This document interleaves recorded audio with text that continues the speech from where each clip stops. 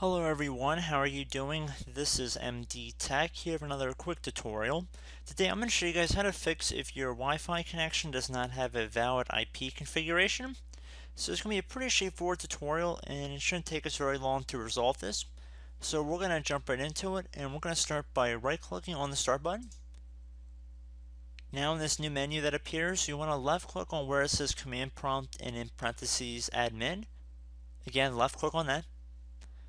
If you receive a user account control window, you want to select yes. So now that we have an administrative command line window open, we're going to type in net sh space winsock winsock space reset.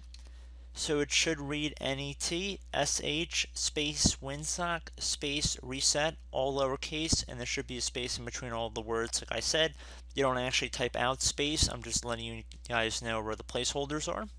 And then once you're done doing that, you want to hit enter on your keyboard. Just be patient, this will take a moment.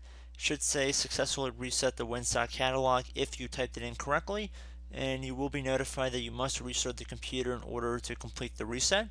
So if we close out of the command line window, we hit back to the start menu, click on the power button, and then restart our device. We should be good once our computer has restarted, and we should be able to access our Wi-Fi connection again if that was the only error message that you were receiving.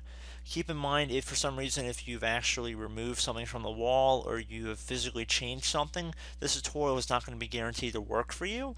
However, it's definitely a good, quick command to run if you're ever in a pinch, and in a lot of cases it does help out and it fixes most people's issues.